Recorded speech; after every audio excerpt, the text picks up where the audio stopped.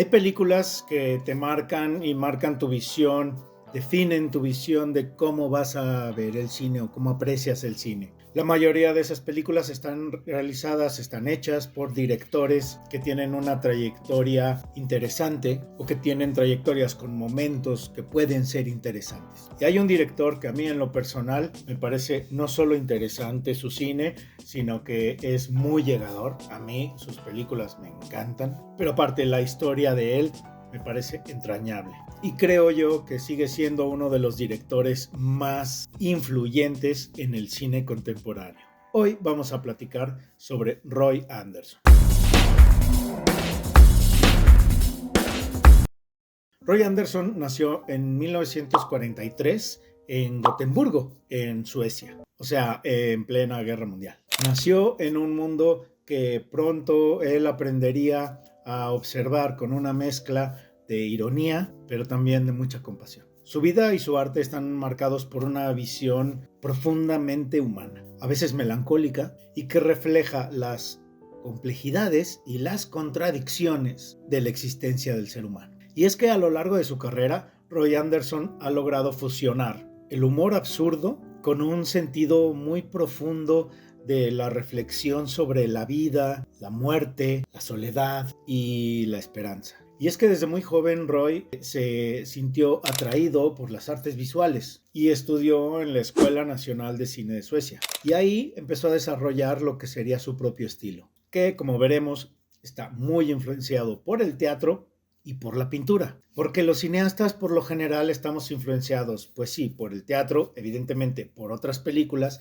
y muy frecuentemente también por fotografías, por el trabajo fotográfico de algunos grandes fotógrafos. Pero el trabajo de Roy Andersson está más cercano a la pintura que a la fotografía o al cine mismo. Su primer largometraje se estrenó en 1970 y la película se llama Una historia de amor, aunque le ponen una historia de amor sueca, o así la traducen, ese título le han puesto en varios países, pero su título original es así de sencillo, Una historia de amor. La película es un retrato sensible sobre el amor juvenil que atrajo la atención internacional y fue un éxito inmediatamente. Es una visión muy tierna y muy desencantada de una juventud que se enamora y que convirtió en su momento a Roy Andersson en una gran promesa del cine de su país. Sin embargo, 5 años después, en 1975, estrena Gilead o algo así. Y es una película que fue muy importante en su carrera, pero de manera negativa. Primero que nada, fue un fracaso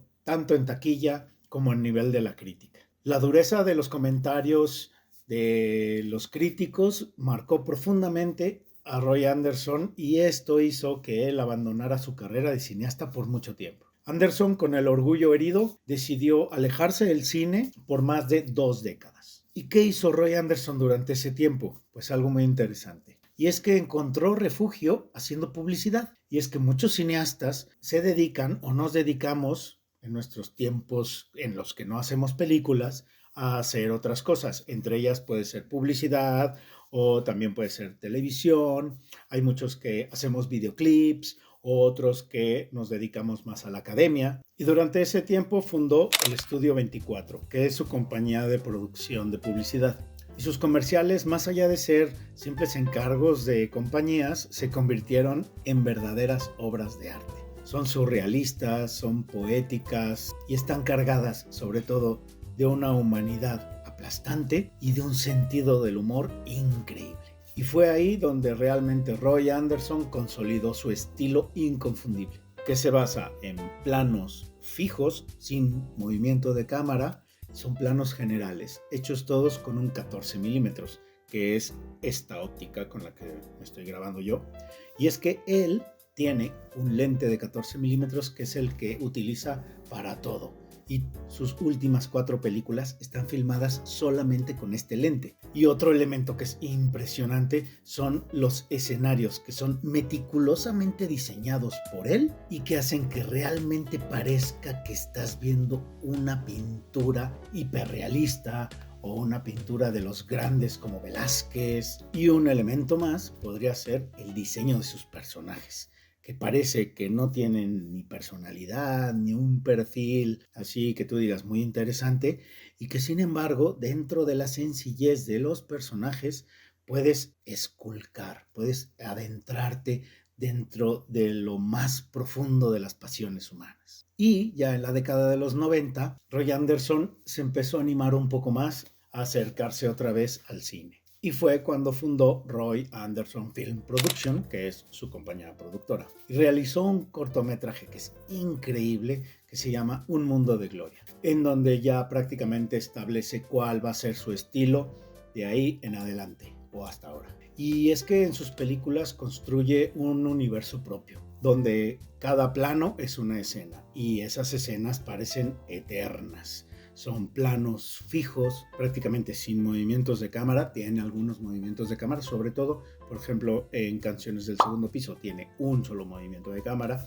En Tú que estás vivo tiene un par de planos con movimientos de cámara, y en Una paloma tiene unos pequeños correcciones en movimientos de cámara, pero prácticamente todos los planos son planos fijos y cada plano parece como si estuviera suspendido en el tiempo y en el espacio. Y fue entonces en el año 2000 cuando regresa con Canciones del Segundo Piso. Yo realmente lo descubrí con Un Mundo de Gloria, porque era un cortometraje que venía en un DVD que vendían en la FNAC, en esta tienda de música y de cine en Europa, y era un DVD con una recopilación de cortometrajes de diferentes directores, y llamaba muchísimo la atención el trabajo de Roy Andersson. Y algunos años después, Xavi Puebla, mi profe en Barcelona, me pidió que le consiguiera el DVD de Canciones del Segundo Piso, que estaba editado en México y que en España era un poco complicado de conseguir. Y justo coincidió con que un día yo, estando en México de vacaciones, buscando la película para Xavi Puebla, pongo el canal de la UNAM y estaban pasando Canciones del Segundo Piso, y en ese momento cambió mi percepción sobre el cine y sobre lo que se puede hacer con cosas tan sencillas que pueden transmitir sensaciones, emociones y ideas tan completas y tan avasalladoras, podríamos decir.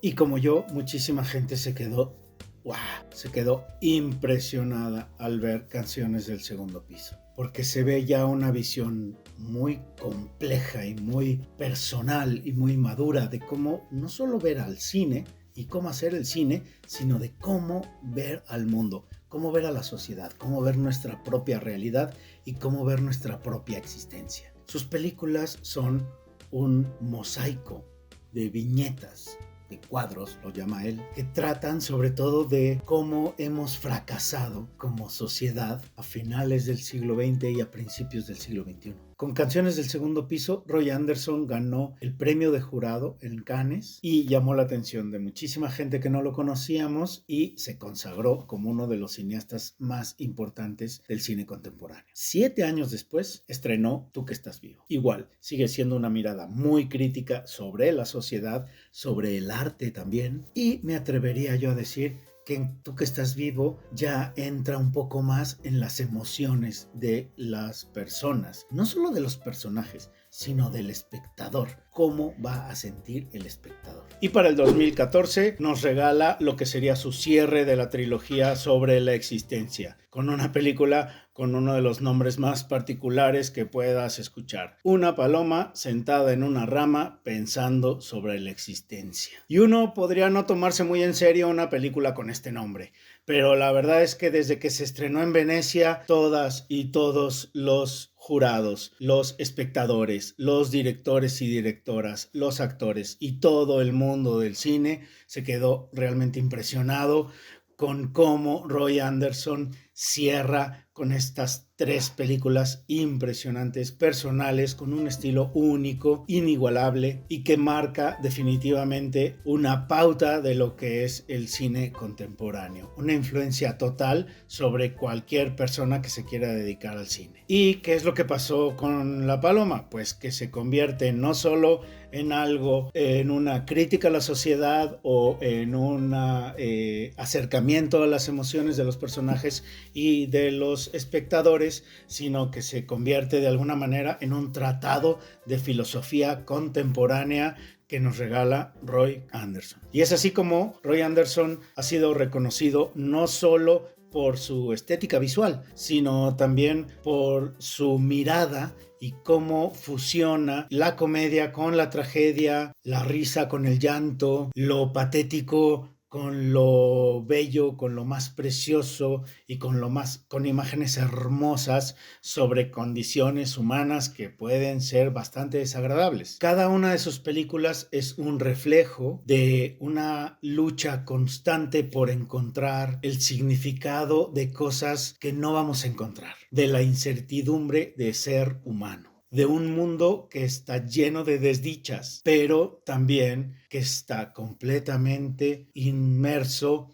en la belleza de lo cotidiano y de lo puramente humano. Para Roy Andersson, el cine es un medio para captar esos pequeños detalles, esos momentos fugaces que pasan desapercibidos pero no lo son, y que finalmente nos definen como seres humanos. Roy Andersson se convierte entonces en un cronista del alma humana. Sus películas no se olvidan fácilmente. Yo apostaría a que nadie que haya visto una película de Roy Andersson se olvida de ellas. Te pueden gustar o no, pero no se te va a olvidar nunca. Y es precisamente por cómo nos muestran toda esta tristeza que puede asfixiar al ser humano de una manera profundamente bella y sobre todo de una manera muy pura y sincera. Viendo sus películas uno se enfrenta no solo con la pantalla y con la imagen, sino con lo frágil que puede ser la existencia humana. Y también nos enfrenta a la manera en cómo vemos al mundo más allá del cine, pero de una manera que parecería que no tiene nada que ver con el mundo, sino puramente con el cine. Y como les digo, puede gustarte o no gustarte las películas de Roy Andersson, pero definitivamente lo que sí hacen es tocar de alguna manera el alma de cada uno de los espectadores. Y es por eso que Roy Andersson ha recibido un montón de premios por todos lados y ha sido reconocido por muchísimos directores, por muchísimos actores, por muchísimos críticos como uno de los personajes indispensables para entender al cine contemporáneo. Y para terminar el video les voy a contar algo que le pasó a Roy Andersson que puede ser algo un poco desagradable, y es que hay otros directores suecos que le tienen mucha envidia, sobre todo los cineastas que intentan que el cine sueco sea más comercial. Y hay algo muy curioso, y es que Roy Andersson admiraba, como muchos cineastas en su momento, a Ingmar Bergman, que es quizás el director sueco más reconocido de toda la historia. Pero Bergman, que era un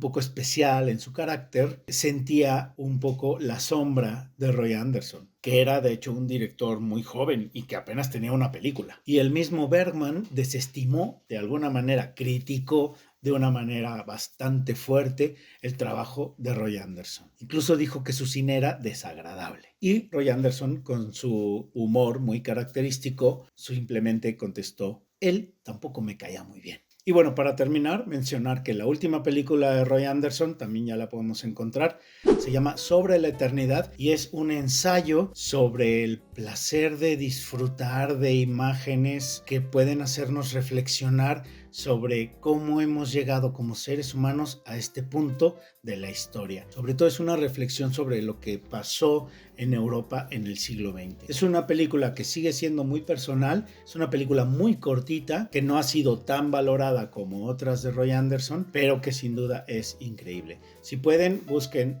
la publicidad que ha hecho Roy Andersson, que la pueden encontrar en clips de YouTube.